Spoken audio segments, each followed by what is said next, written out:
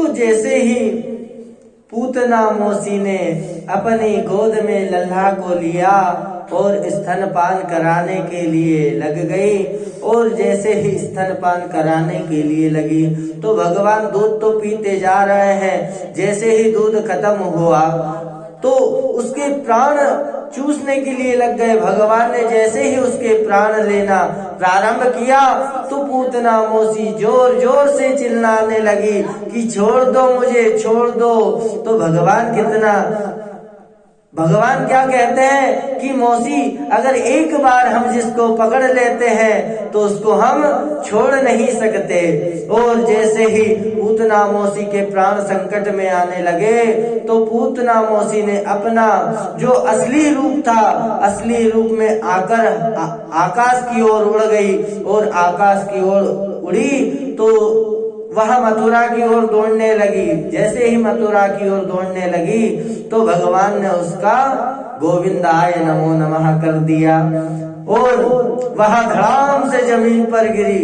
जैसे ही जमीन पर गिरी तो पूरी पृथ्वी हिलने के लिए लग गई।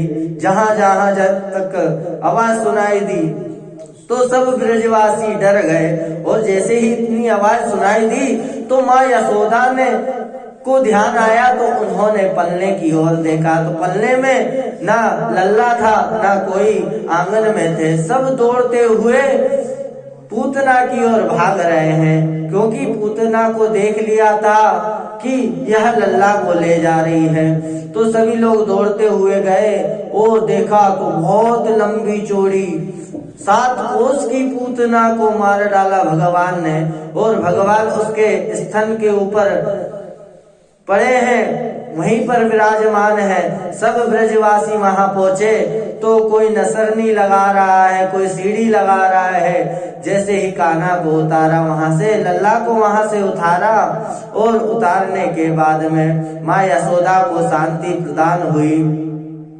और जैसे ही फिर उसके क्रियाक्रम की बारी आई, पूतना मौसी को जैसे ही जलाने के लिए लगे तो उसके अंदर से एक सुगंध आने लग गई, क्योंकि भगवान ने उसको माता की गति प्रदान की। इसलिए उसके अंदर धुआं जो आ रहा था, जलने के बाद जो धुआं उठता है वह किसी को परेशान करता है, लेकिन जो पूतना को जलाया वह धुआं सुगंधि से भरा हुआ था। सभी को